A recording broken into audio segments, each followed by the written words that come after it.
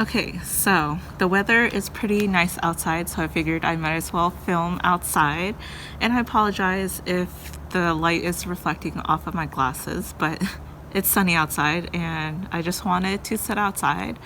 But if you have not seen the widely popular Netflix show Squid Game, that is basically what I'll be talking about for this video. So if you haven't seen it, then please click out if you don't want any spoilers, but if you do, that's totally fine. But for this video, I wanted to talk about some fan theories with the show Squid Games. I've seen quite a few people on TikTok talk about a couple of fan theories, so I figured I might as well make a longer form video to gather up some of the theories that I've seen. I'm not saying that any of these are true. It's just fun fan theories that I've seen float around. I absolutely love the show. I binged it in like 2 days and I'm really hoping for a second season, but I don't know if the director is gonna make a second season. Please excuse any background noise, but let's just get into it. Firstly, with the colors, the main colors that were in the show was magenta for the workers' uniforms and cyan for the players' uniforms. And I feel like normally you would see red and blue, but since the game kind of revolved around playing childhood games, red and blue seemed a little strong, so they used magenta and cyan, which is a little more soft compared to red and blue, so that might have like played into the childhood games kind of a vibe. Keep in mind this is like all fan theories I'm getting into, so nothing is confirmed to be true in fact. But moving forward, the Dakki, I don't know if I'm saying that correctly, but it's the game where you get the origami square thingies and like slam it on the ground to try to flip the other player's square.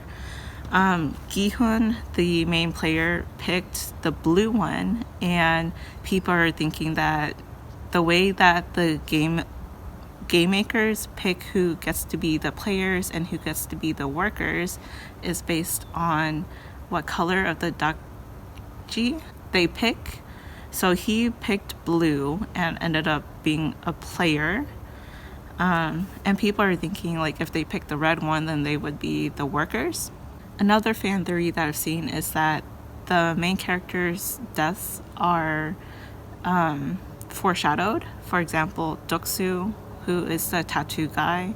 So when they went back home for the day, he jumped off of a bridge into the river to evade the debt collectors.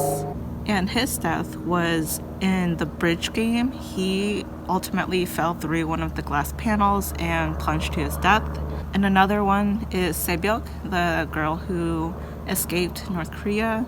She threatens the smugglers by threatening to slit the guy's throat, and she ultimately died when Byung-gi slit her throat in the last episode basically.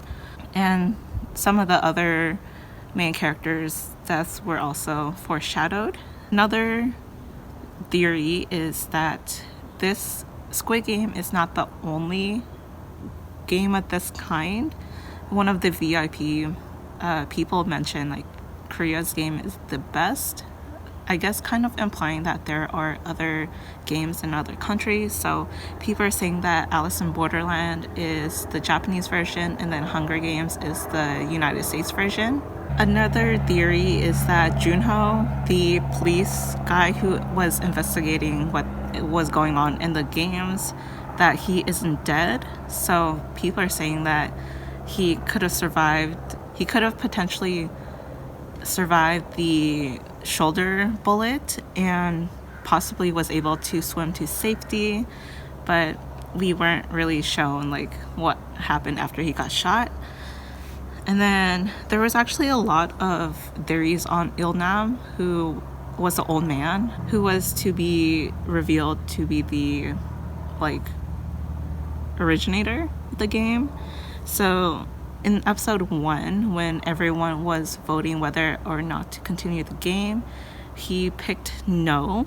The results was based on his whatever he chose, and he chose no. And the theory is that he chose no because it wouldn't be fun to play if a lot of people did not want to play.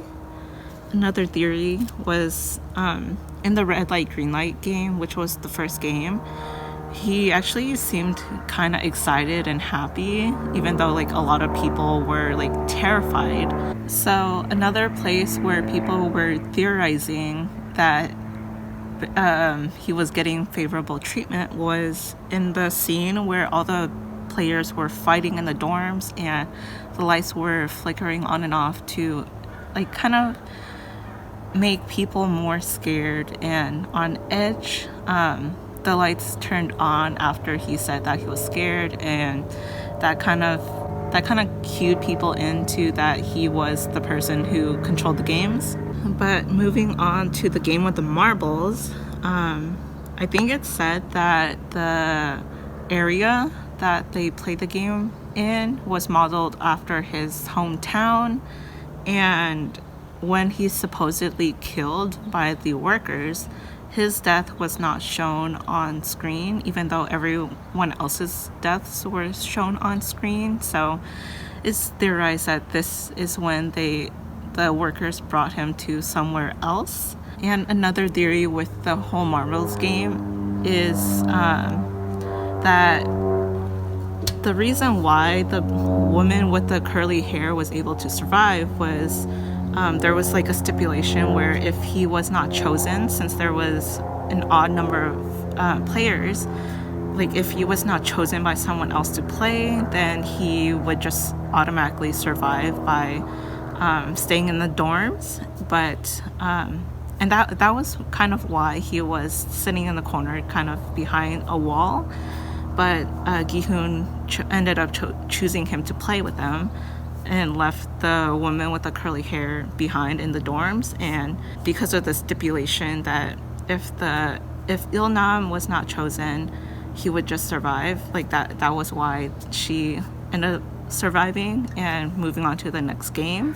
But yeah, that is all of the theories that I had seen floating around.